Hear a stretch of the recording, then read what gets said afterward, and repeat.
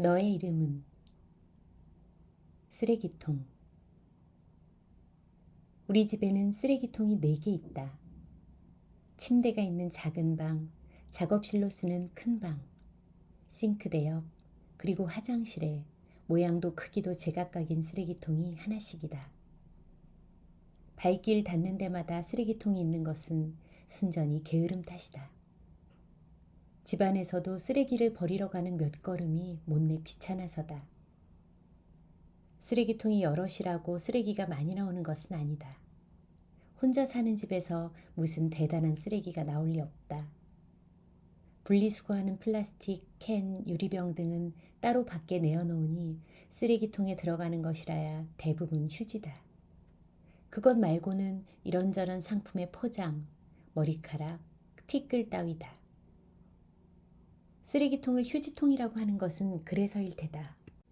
특히나 작은 방과 큰 방에 있는 쓰레기통은 휴지통이라는 말이 더 어울린다. 쓰레기통 옆에 두루마리 휴지를 두고 그때그때 쓰고 버리기 때문이다. 화장실 쓰레기통도 마찬가지다. 싱크대 옆에 있는 것은 말 그대로 쓰레기통에 가깝다. 휴지에 더해 온갖 먹을거리의 포장, 달걀 껍데기처럼 일반 쓰레기로 분류하는 음식 찌꺼기 등이 거기에 버려진다.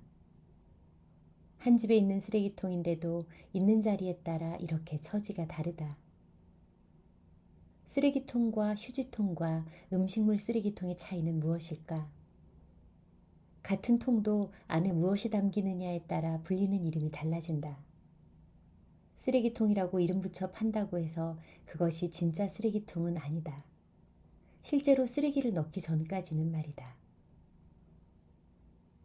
며칠 전 비가 왔던 날 한 식당에 들렀었다.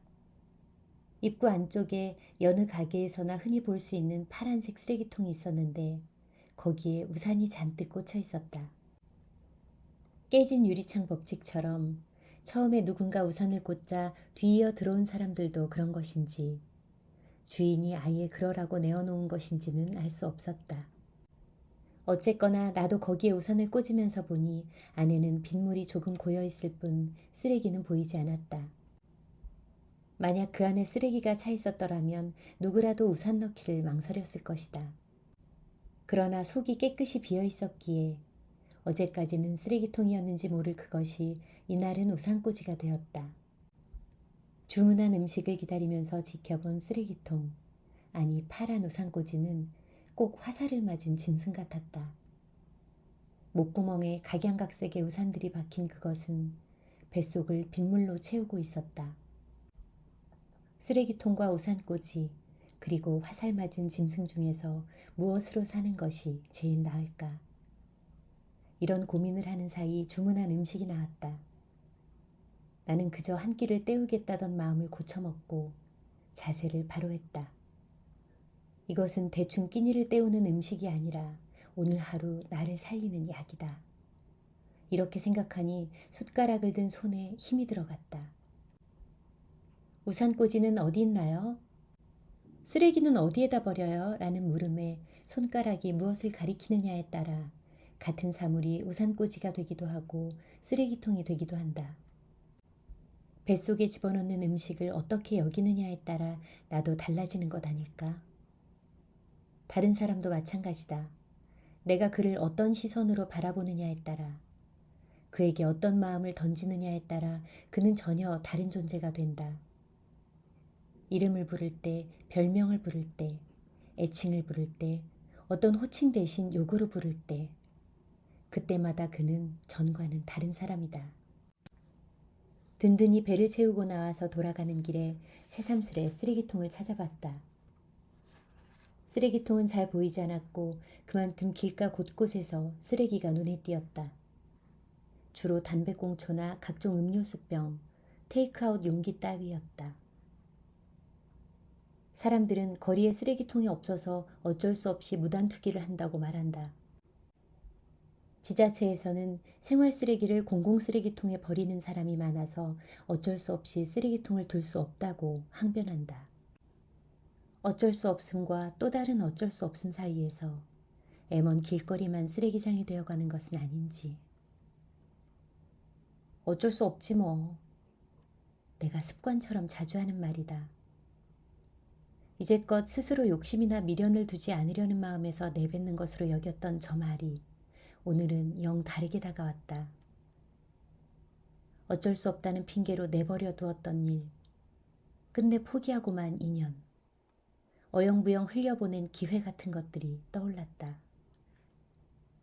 어쩌면 인생의 새로운 계기나 잊지 못할 추억이 되었을지도 모를 그것들은 지금 어디에 버려져 있을까?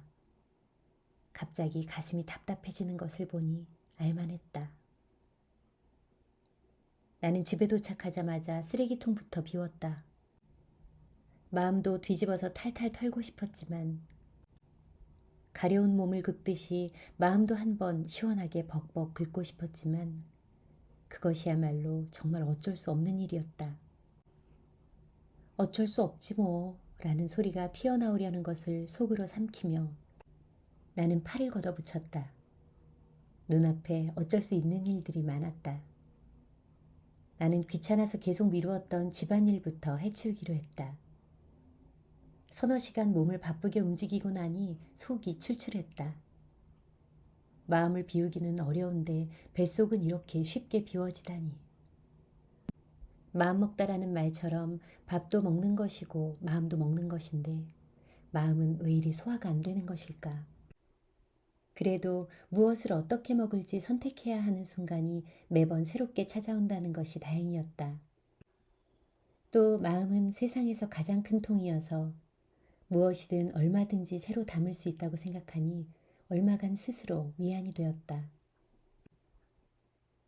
쓰레기통을 비운다. 식당에 들렀던 날 이후로 처음인데 그 사이 쓰레기통에는 턱 밑까지 쓰레기가 차 있었다. 쓰레기를 치우며 그날 일을 돌이키다가 나는 문득 깨달았다. 아, 식당에 우산을 두고 왔네. 밥을 먹는 동안 비가 그쳐서일 테다. 내 우산은 아직 거기에 있을까? 급작스레 비가 쏟아지는 어느 날 가게 주인이 파란 통에서 꺼낸 내 우산을 선심 쓰듯 손님에게 내어주었으면 좋겠다. 그렇다면 이제 그것의 이름은 무엇일까?